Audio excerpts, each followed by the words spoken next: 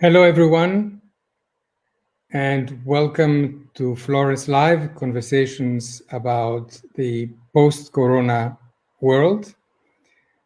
My name is George Papakonstantinou. I am a professor at the School of Transnational Governance of the European University Institute. We live in strange times. The COVID-19 pandemic has changed the way we work, the way we live, the way the world is organized.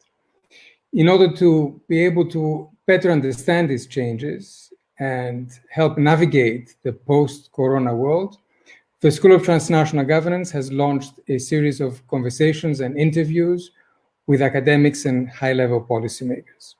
Every Monday at 5 p.m. CET, we live stream these conversations on a variety of topics, from democracy to state versus markets, climate, digital, migration, the impact on Africa, geopolitics, and more. We launched the series last Monday with a conversation on democracy, moderated by the director of the School of Transnational Governance, Alexander Stob, and with a panel consisting of Anne-Marie Slaughter, Calypso Nicolaidis, and Ivan Krastev, discussing democracy before, during, and post-crisis. Today is episode 2 of the series. We are focusing on the question of states versus markets, and it's a great pleasure to introduce the panel today. Brigid Laffan, Jean Pisani-Ferry, and Tito Boeri.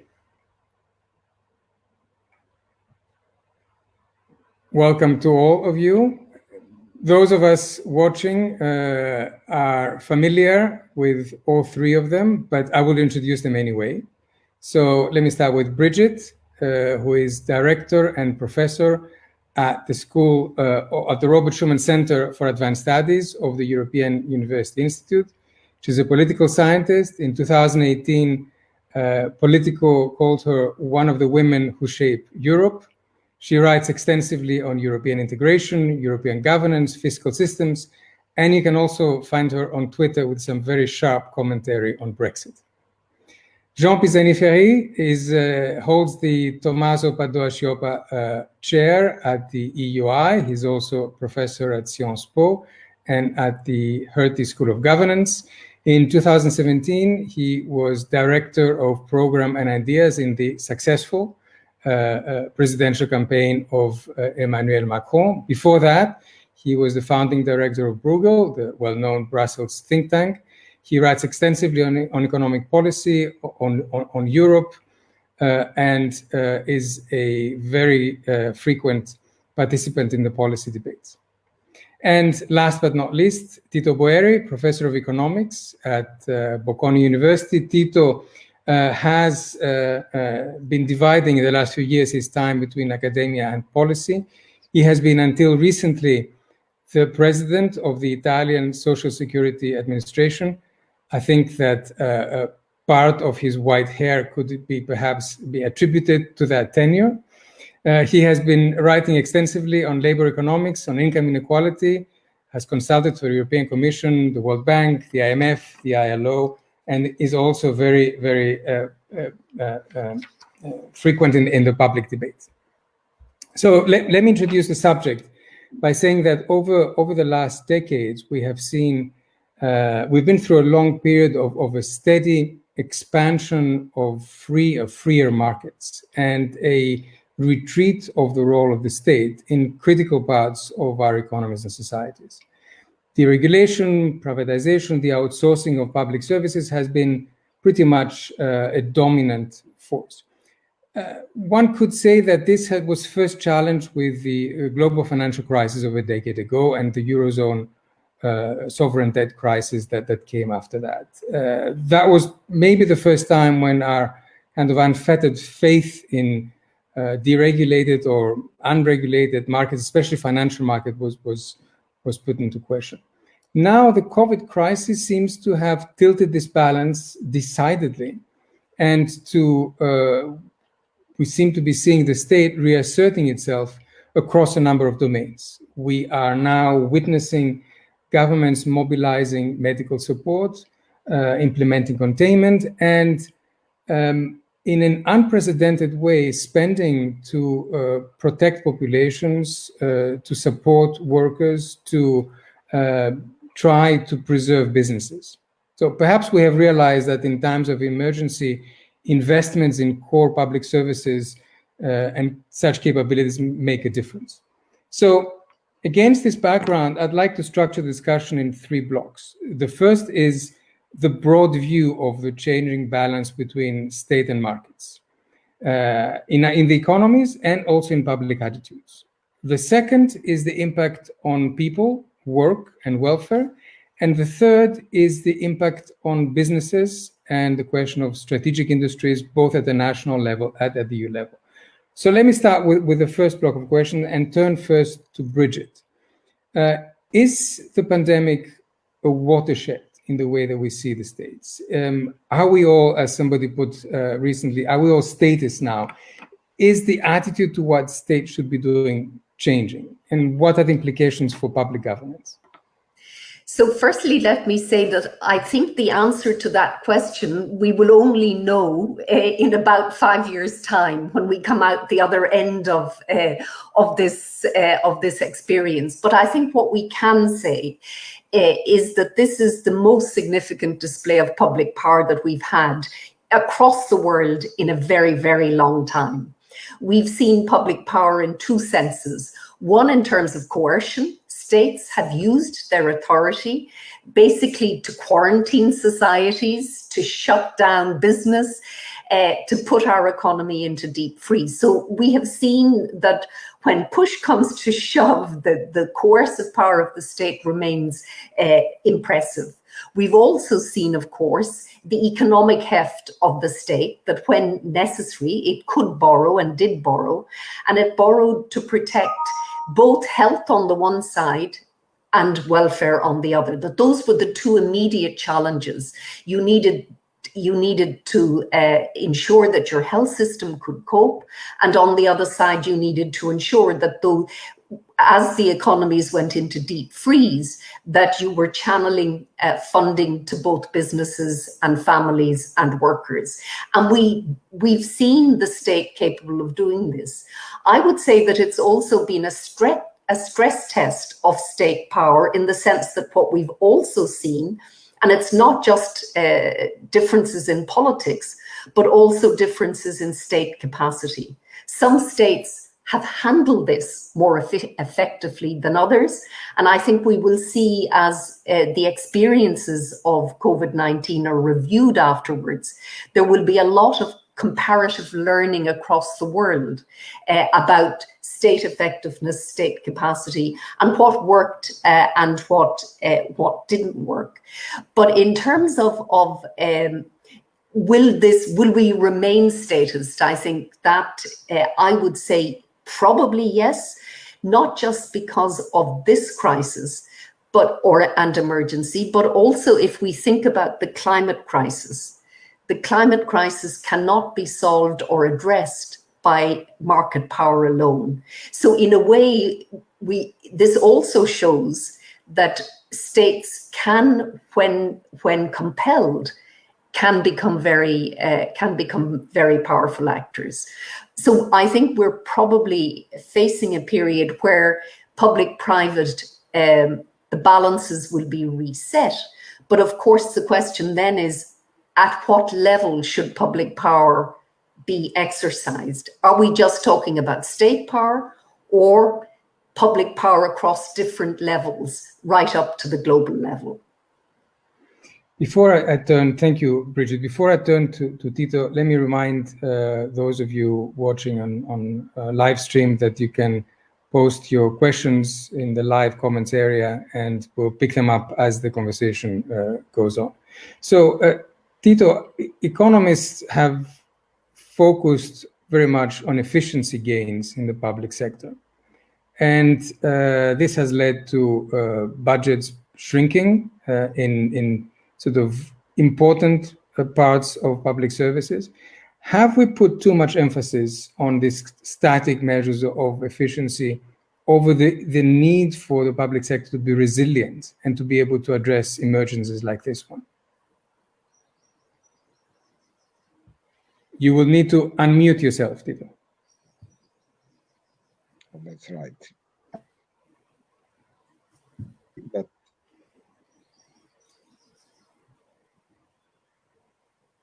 yeah, that's it. can you hear me now? Yes. Yes, No, we I can. thought it was centralized. Well, George, I agree with you. We do live in strange times. Certainly times in which we have been invaded by the state in many domains, and we have seen things that human beings perhaps were not used to see, such as a state deciding upon our daily life, deciding who we should meet, who we should not meet, who are our friends and who are not our friends, asking us to wear masks, and ruling over things that we were thinking were not certainly something to be under discussion or being considered as a domain for public policy, such as, for instance, banning layoffs or doing things of this type. And so clearly this has been happening, and because we thought that there were good reasons to do so, and I think there was support. If you look also at the public opinion polls in the countries that were most hardly hit by the crisis, there was support for these choices, because I think the state was doing what it should do. So basically, it was dealing with externalities. Pandemics is an externality, and clearly the state was dealing with that.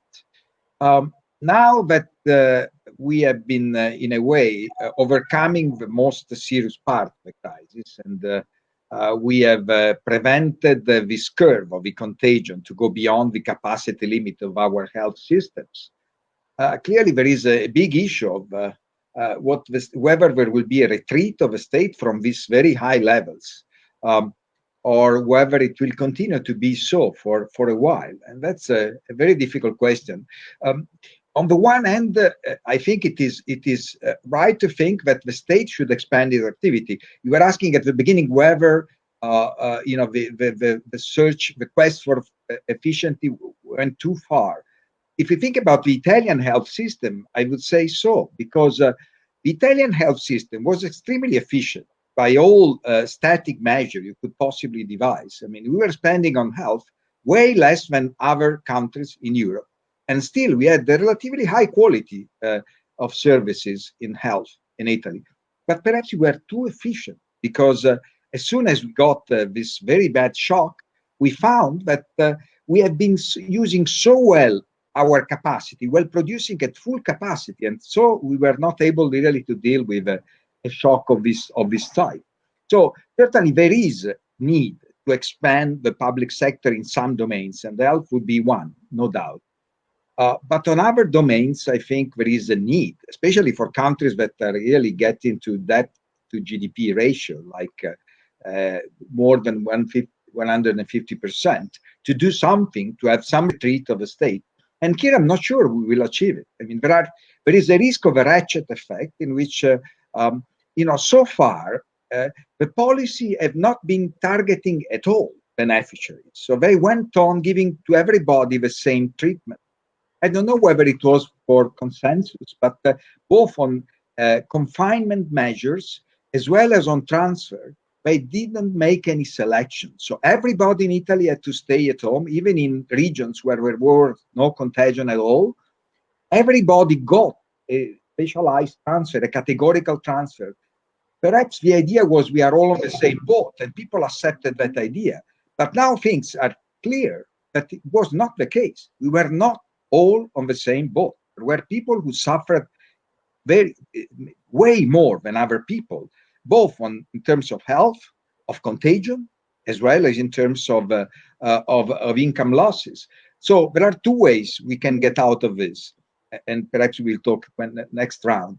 One is that there is a kind of race to the top of a treatment, of a transfer. So other groups come in and ask for this to be treated as generously as other groups have been, so in Italy, for instance, in Italy, there are all the liberal profession now asking for more money.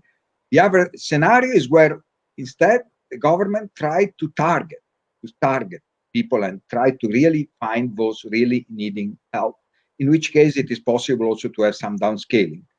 But I'm not sure that this will be the dominant scenario. Also, the other one at this stage is possible. We'll come to the question of general versus targeted support in a moment. Before we do that, I want to stay a little bit on turning to Jean on the question of the state spending more, of course, as it is, and basically this extension of the balance sheet of the public sector, which we haven't seen before happen so fast to this degree, except perhaps after the war. So, and we're seeing this in the fiscal space. We're seeing this from central banks. Collectively, what does this mean? And does it mean that we're going to be from now on the share of the state and of public expenditure in GDP will be permanently higher? Are we going to have to work this out as we come out of the COVID recession? Let me start by saying that I think there is quite a lot of consensus here, but there is also a broader consensus. We could call it a pandemic consensus that emerged from this crisis, from the fact that it hit first a sector in which the state definitely is doing better than the market. I mean, that health sector is where the markets perform the worst. So there is a recognition that the social value of professions, of tasks, of behavior is, quite different from the market value of them. There is the recognition that only the state can insure against catastrophic risk. There is this question of efficiency versus resilience that you emphasized. And that brings me to your point, there is the view that limits can be overcome when needed. So, this was an extraordinary move for public opinion, that suddenly everything that looked impossible or was told to be impossible became possible. So at the same time, the Commission lifted the constraint on state aid, so the ability of governments to come to the rescue of companies, and the limits to the Stability and Growth Pact by activating this escape clause. So the perception very frequently is that there is money. When there is need for it, there is money. So there are no limits. And there are people pandering to this sentiment by saying, oh, let's just write off the debt. That's easy.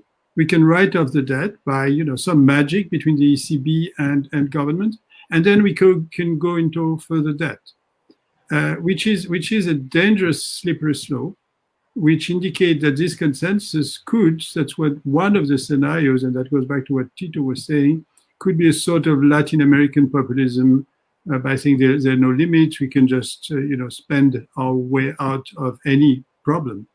And we know by experience that it tends to end up badly. So the fact that states were able to spend is really good news, but obviously there is budget constraints somewhere that has to be met. And if it's not, we are heading for some difficulties, as in different circumstances you yourself explained very well, and your country explained very well. So that's one of the possibilities. Another possibility is nationalism, to draw from the fact that borders were considered a protection, to draw from the fact that resilience and autonomy are valid concerns. The idea that you've got to produce everything at home, and it can also end in misery. So I think we have the basis for a new, more better consensus than the one before on the role of the state, on the relationship between state and market. But we also have in front of us the roots of much more dismal scenarios. Jean, you mentioned populism. So before we turn to the question of people work on welfare, I have one additional question for Brigid, which has to do with governance. In a number of countries, we see that non-politicians take a front row, kind of scientists or people who express a consensus around the science. And we're seeing them being listened to in a way that perhaps in previous situations we were not. So is this the return of the technocrats? You need to unmute, Brigid. I think one welcome fact of this experience is that society understands that you actually do need you do need knowledge. You don't want plans that are developed by populists if you have high quality virologists, epidemiologists available. And so I think it's been welcome that expertise in science has been seen to matter. But of course, science is there's a lot of experimentation. It's not, no science is exact. And so sometimes our public opinion wants certainty where certainty isn't available in science either. But I do think one of the welcome parts of this experience has been the fact that we do understand now that expertise matters. So I would have thought that the knowledge and expertise rather than technocracy is what has won, although of course expertise and technocracy are linked. But I don't see, I've really seen the medical profession, for example, become almost some celebrity stars on television night after night, but seen as trusted. And I think that's important. All right, let's move on to the question of people, welfare, work. And here we've seen across a number of countries, across every country rather, very high level support of people through different means. We've seen some countries writing checks to citizens. In Europe, we've mostly seen support of people while in work, so some version of the Kurzarbeit short-term scheme that there is in Germany. So there's the question of how one supports people and what is the most efficient way. And there's a whole different set of questions around the welfare systems as they come out of this. And I'll start with Tito, who has been involved in running a very large institution that deals with Social Security, and ask what you think the longer term implications of the pandemic will be on Social Security and welfare systems, their capacity to support populations. Let me say first that I could not agree more with Brigid about the role of the experts. In Italy, we have some, I think, 10 different consulting scientific committees that have been created to deal with the pandemic. And the request of the government was, look, we don't want to have many scenarios. We just want to have one scenario. And that should be a certainty case. You should tell us what is going to happen. Now, this was the request. So clearly, the way to conceive the role of the expert is, I think, is not so appropriate. So going to your question, I think we should start with labor. So the labor market is crucial. And then we see also what social policy can do. My view is that we are bound to experience major reallocation in the years to come. There are all the signs that this is going to happen. If you look at the profile of job destruction is happening in spite of the banning of layoffs, because clearly employers are freezing hires. So it's clearly concentrated on tourism, on retail sector, on travel, transportation.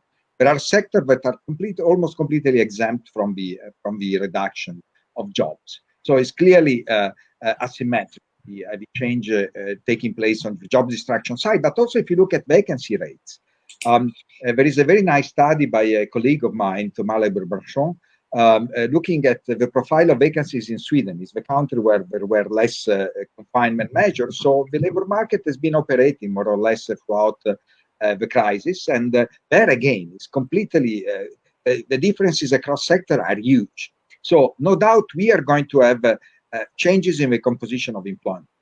And that's really the challenge to face. Certainly, we are going to have a larger health sector. We are going to have a number of jobs being created in the controls, in the sanification of environments. We are bound to have changes in the composition of occupation, and clearly more to happen in those occupations that can be done at home, remotely. Here, the level is still too low. We're estimating that no more than some 30% of jobs can be done on a persistent way at home, so smart working, and so that share will have to be increased. And there are also other jobs that can be done with relatively small contact with other persons, so can be considered to be safe. But many others that are not in this condition. So there will need to be an acceleration of technological progress, both in making it possible to have remote working or smart working, and secondly, in having more automation in those workplaces where distance cannot be in the production process. So clearly more technological change there to happen as well, and that also may involve more reallocation, because not all workers are perhaps in the position to be involved in a more automated environment, and they will need to move. The less qualified workers will have other opportunities in, as I was saying before, in this controlling and sanification exercise. So clearly that means, in terms of the social policy, that we will badly need policies that ease the reallocation rather than preventing relocation. We started the crisis putting in place and using a lot of schemes that link the worker to the firm, and that was a good choice. Short-time work, Cassa Integrazione in Italy, Kurzarbeit in Germany, in France, similar schemes in other countries. That was the right thing to do. I mean, we had to temporarily, that was the right thing to do. We should leave workers attached to the firm. But now that we are moving away from the worst part of the crisis, I think we should move to policies that are more friendly towards mobility of workers and the reallocation, because and you could start also from the short-time work schemes themselves, allowing people to take up jobs while they receive a transfer from the state. That's something that should be done, I think, already at this stage. And the other thing is that we should protect those that will not make it throughout this process, providing a minimum level of income. So in that sense, increasing perhaps the coverage of the social assistance that we have in our society. I think that's the challenge for the future. And in terms of the health policy, I think that a decentralized approach seemed to have been, at least I can judge from the experience of Italy, the best approach, one that keeps people away from the hospitals and try to treat as much as possible people at home. That has been really seemed to have been among the various models the winner in Italy to date.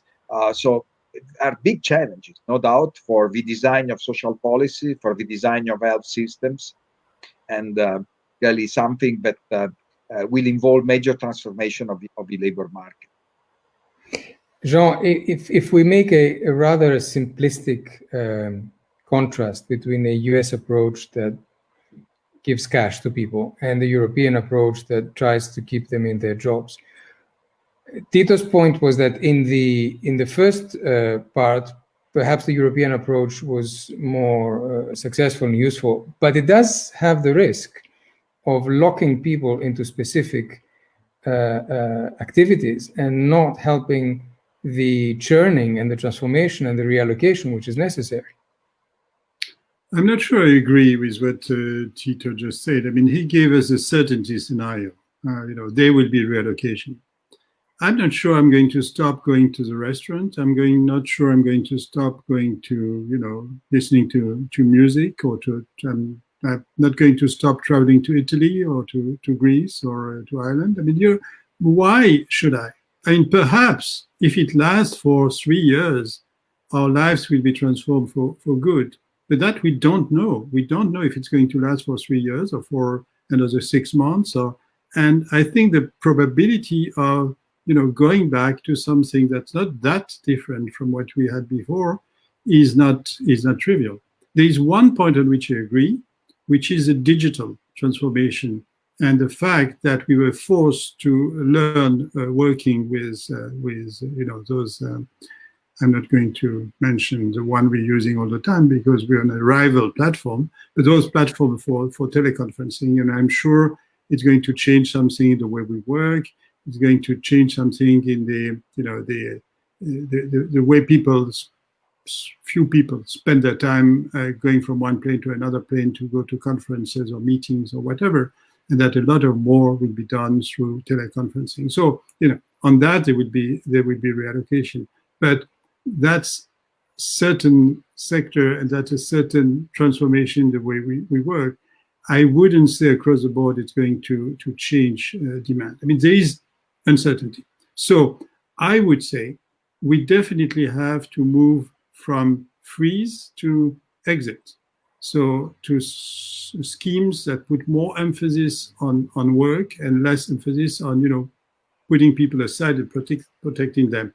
It was very good to do. And if I compare what was done in Europe and what was done in the US, I think the European schemes were far better, actually far less costly for the same level of income protection than the one at work in the US, which was very costly and very messy.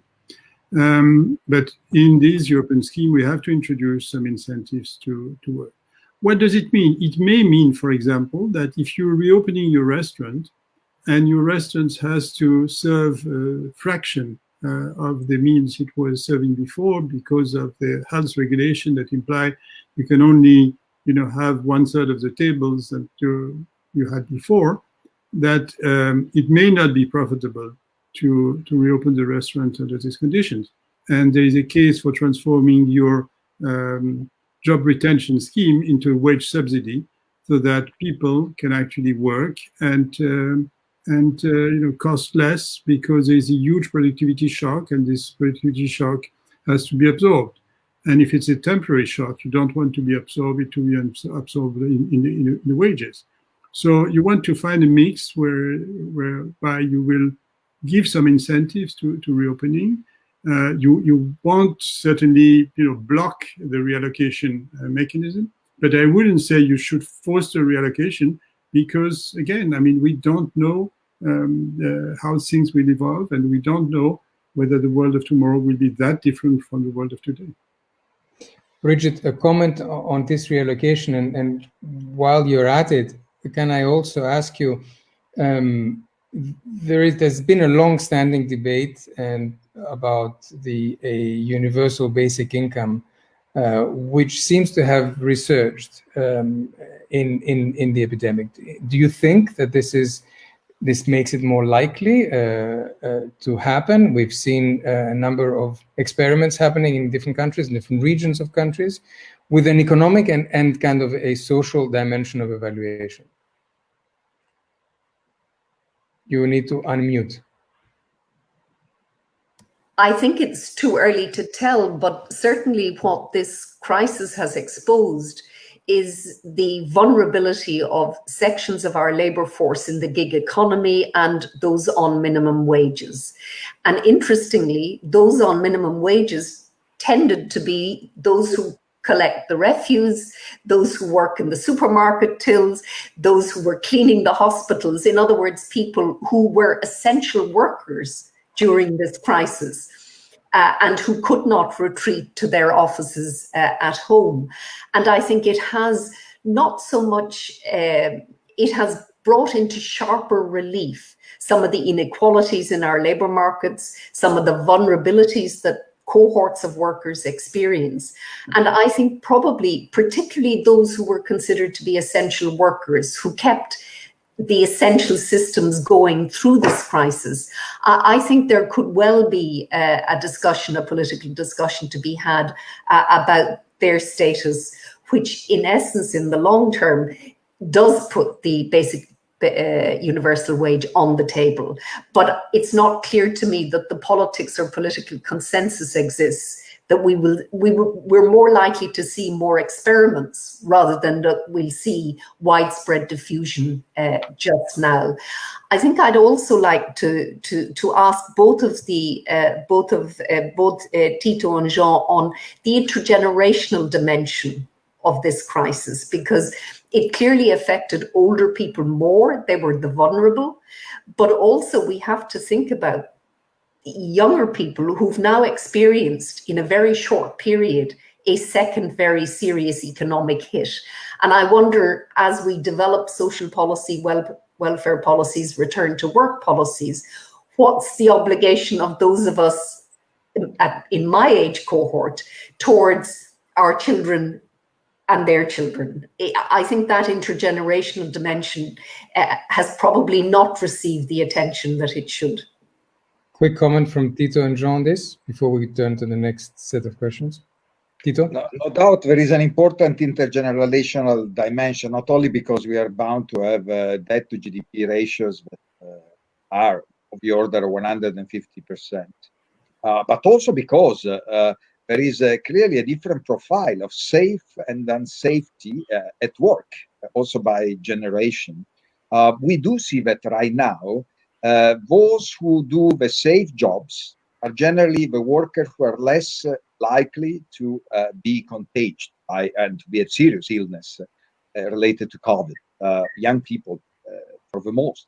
While older people tend to have those occupations that are more unsafe, or more at risk, because they do work at assembly line, they work in places where they have frequent contact with other people. So there is a clear also generational profile. So there will need to be also some kind of reallocation on that basis. And I mean, I think reallocation is not only across sectors, it's a reallocation across occupation, it's a reallocation across firms. We are bound to have many firms closing down unavoidably after this period of shutdown. And we are also going to see reallocation across safe and unsafe jobs, because we have, as I said, workers who are more at risk, who are in the unsafe occupation, and vice versa. So there as well, there will need to be. So maybe it's a certainly, but I'm not saying that I can predict exactly what the reallocation will be, but I think there will be more reallocation in the months and also in the years to come. Jean, want to add something to that? Yes, I cannot resist going back to relocation. I think, the relocation works when your labor market works. I mean, the risk at present is that you're just sending people to unemployment. And I don't think there is any social benefit in sending people into unemployment where there is such a huge uncertainty that there will be very little hiring by firms. I'm all in favor of it when you have a transformation at work. I'm not sure there is a transformation at work. I'm afraid people who are going to be laid off are just going to stay idle, but being unemployed. So I don't see the sort of value of it. On generation, full agreement. I mean, it's huge. I mean, take any dimension of this crisis, there is a huge intergenerational dimension. Interestingly, it doesn't show up in the reaction.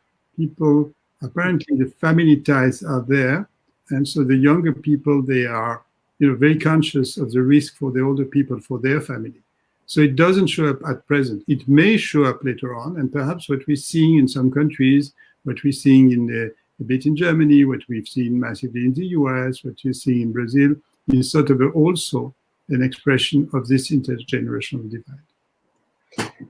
Before I turn to the third group, we've been getting a lot of very interesting questions. So I want to pick one which actually fits here, and it's addressed to Brigid. 30% of essential workers are immigrants. Any way that Europe will reconsider free movement of labor and the inequalities related to this? Free movement of labor within Europe? It's not clear to me what free movement means here. Is this migration from non-EU or rather than intra-EU free movement, which is there already? Yeah, it's external. I suspect, in fact, that one of the potential dangers of COVID-19 is that, in fact, there'll be calls for stronger borders. Jean referred to it as the nationalist route, and I think that is available unless it is guarded against.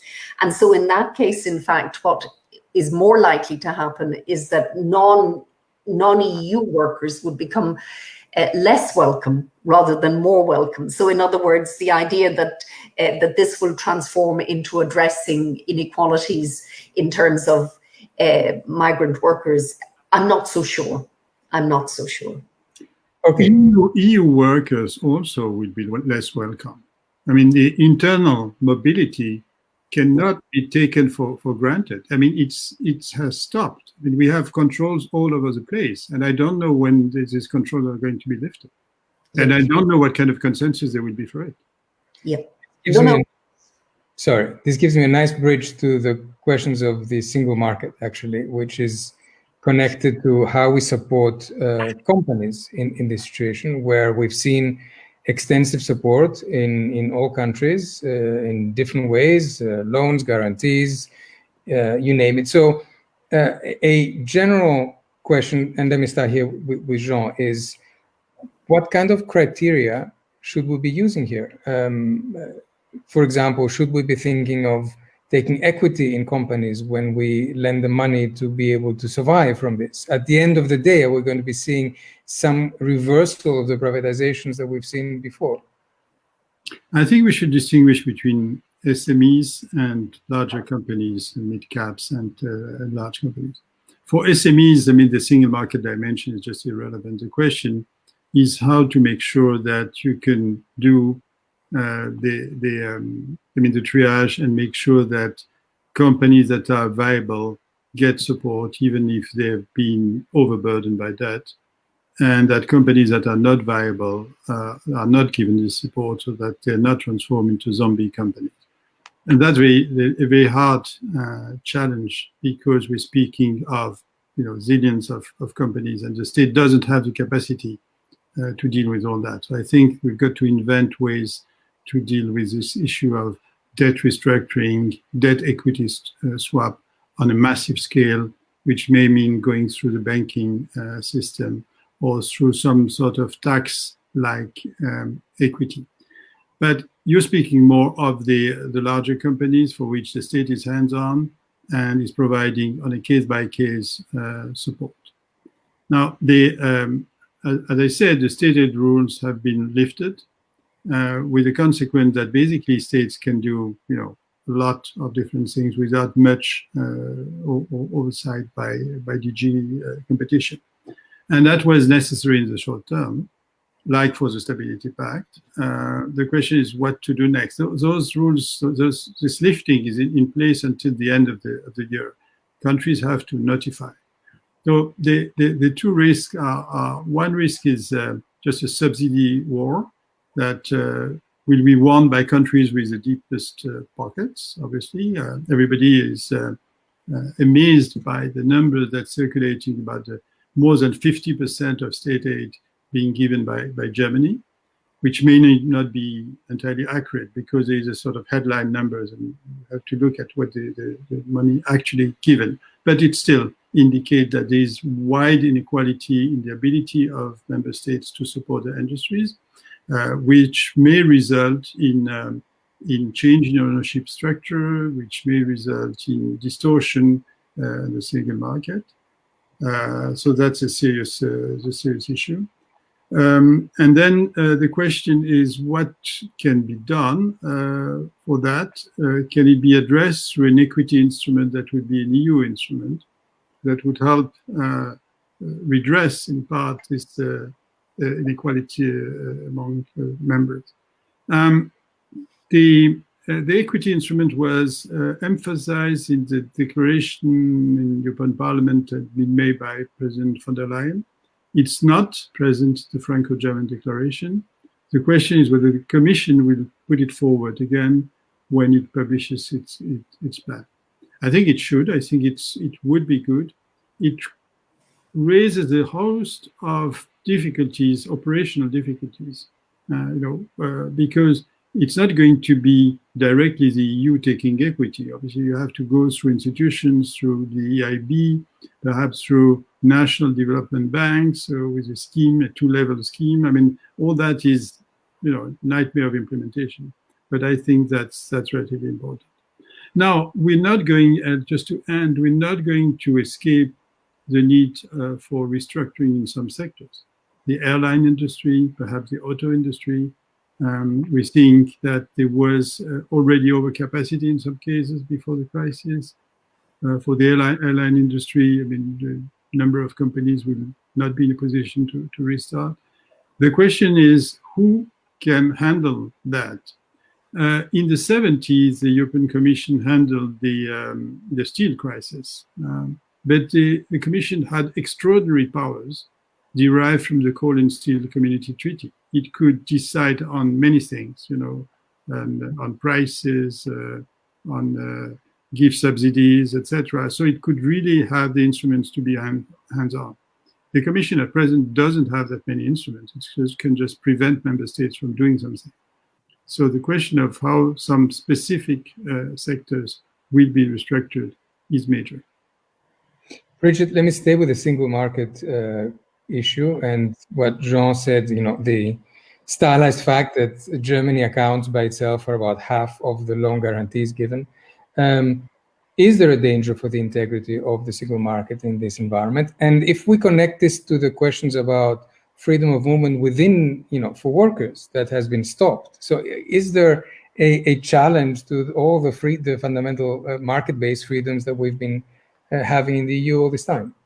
There's no doubt that there is, that the danger that there can be more or less virtuous or vicious cycle created now over the next period. And there's a real danger within the single market. But I think we shouldn't, Jean's right in saying that the Commission had much more power vis-a-vis steel than other industries. But at least the Commission is there, and the state aid rules will come back, and it has that policing. It has on the one hand a policing capacity, but it also has the problem-solving capacity, get the member states round the table. Because in the end, it's in the interests of all of Europe that there is a balanced recovery from this. There's no point, Germany will suffer unless there's a balanced recovery. So it really does matter that there is a reasonable level playing field across Europe over the next period. And of course, the next month or two will be absolutely crucial because we will see the Commission proposal.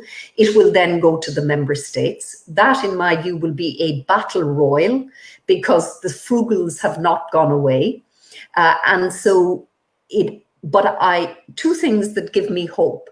One is that the Merkel-Macron tandem is the first time I have seen the Franco-German relationship working in a positive direction for a very long time.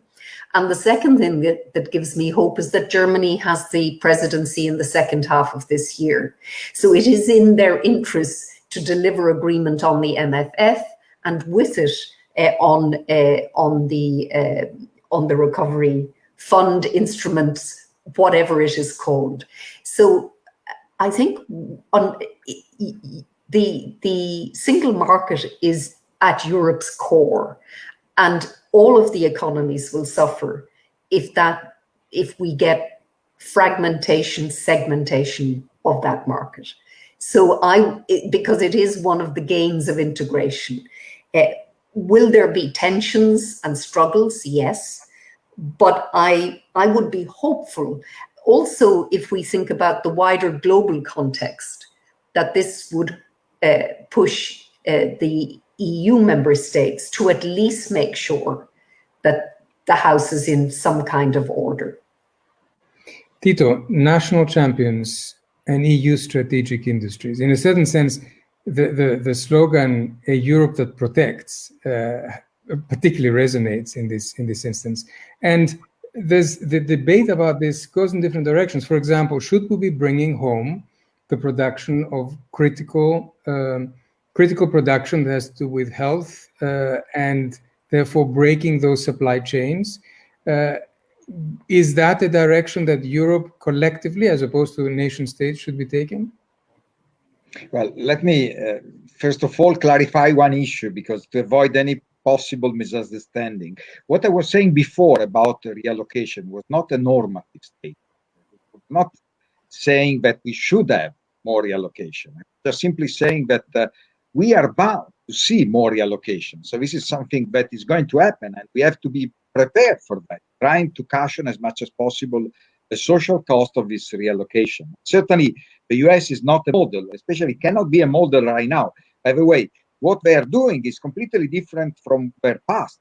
The CARE program is a program that allow people to be on dole with a replacement rate of 110%. It's clearly also against any possible work incentive. Anyhow, so closing this bracket and going to your question. Well, first of all, let me say that this crisis is the crisis of the SMEs. It's a completely different crisis than the crisis of 2008 and 2009 that was concentrated among large exporters. Here, we are really seeing, the people losing jobs, the person in difficulties are small firms. And that's really something completely new. And they're also involving non-tradable goods. It's a completely different scenario.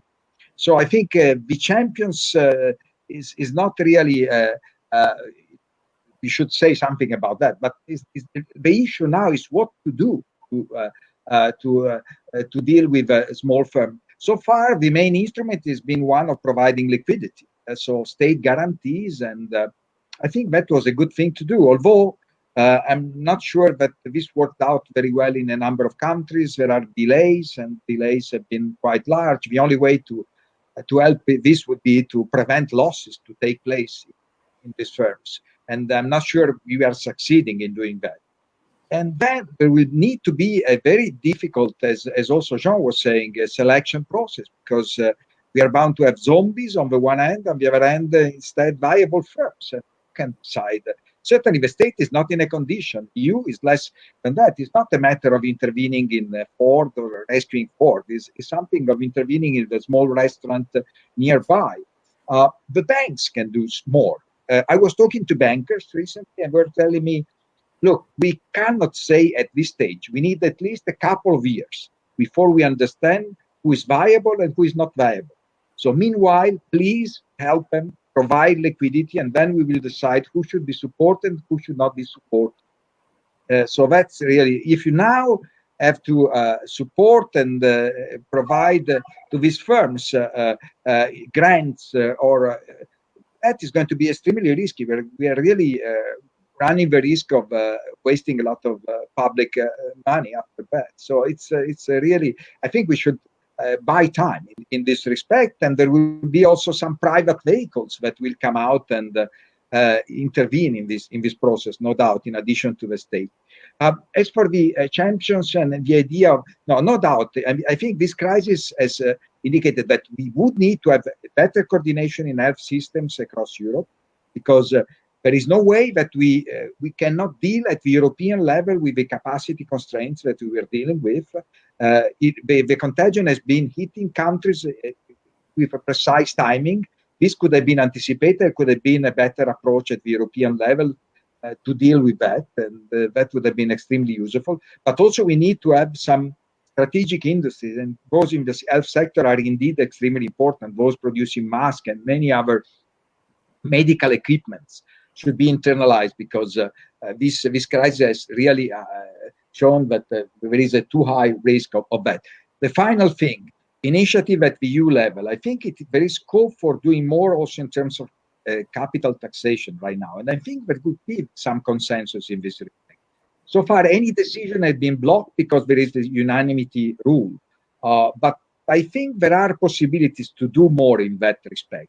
Given that we have so high debt to GDP ratios, we cannot really stand with having such differential treatment of tax treatment of capital within the EU, and having also giants that are not taxed at all. And so on that respect, I expect that there will be more initiative, and I hope above all that there will be more initiative at EU level. Okay, we have a number of very interesting questions, and I will try and group them as they are addressed to different people. We don't have much time, so I would like to ask you to sort of give telegraphic answers, substantial, of course, but telegraphing nevertheless. So first of all, there's questions about Brigid. There's questions about state capacity. And there's two angles here. One, whether the differential state capacity we have seen will further open the existing schism between North and South. North being able to manage this better and also afford it better than the South. And a related question by a different participant is whether the EU has something to learn from Asian countries in terms of state capacity in dealing with a crisis like this. So very quickly, I don't think we've seen a north-south divergence in terms of state capacity because, for example, the United Kingdom, that is certainly geographically located in the north of Europe, has had a very bad COVID-19 on any of the metrics. And Greece has had a very good COVID-19. So again, I think we need to there are different north-south differences in some senses, but we shouldn't overdraw that. But what this crisis does show is essential to state capacity is also trust. That provided that the community engages and thinks that the state is able and fair and agile, that matters. In terms of what we should learn from Asia, again, South Korea and Taiwan, Singapore to a lesser extent have been held up and championed as the successes. I think there will be yes, but those societies also are very open to state surveillance in a way that I think Europeans would be much more concerned about the state collecting a lot of data on individuals. So I think I think there's a big cultural difference there. I'm not sure. I know China is working very hard to reframe COVID-19, but I think China has also had a very bad COVID-19 because in that critical period when it really could have told the rest of the world how serious it was, it didn't. And it didn't because precisely because of the authoritarian nature of the state. So yes, I think there'll be an enormous amount of learning across the world on all sorts of things from this crisis, but I'm not quite sure yet what the learnings are. Thank you, Brigid. Two questions, big questions for Jean in a very short time. First one, public-private partnerships. Will they survive the crisis? And second, can't we, to the extent that we can borrow for free and just roll over our debt forever, isn't that equivalent to never having to repay our debt? The first one, I'm not sure I understand why the point is raised. I mean, public. I assume that it's in the sense that they've been part of this moving of state capacity to the private sector, and if we're pulling back state capacity, would they sort of go by the wayside? Yes, probably. I mean, a number of those public-private partnerships were motivated by dubious consideration, like lowering the measured public debt ratio. So instead of investing into, a hospital, for example, you would let the private sector invest, and then you will rent out the hospital from the private sector, which doesn't make sense from a public finance point of view. It's just a way to hide a certain debt. So I don't think that's going to survive it. I'm not going to regret this kind of partnership.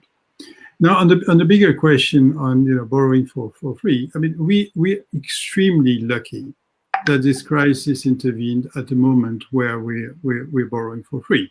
Imagine this crisis would have occurred 20 years ago. The states would have been much more handicapped in their response because of the cost of borrowing. So now we can borrow for very little, and we're doing it, and that's fine. Now the ECB is supporting de facto the states with its pandemic program, the PEP. It's doing it within the framework of its mandate, which is still price stability focused and which still bans monetary financing. And they are very cautious to say that they cannot do everything. They can do a lot, but there are limits and they have to respect those limits.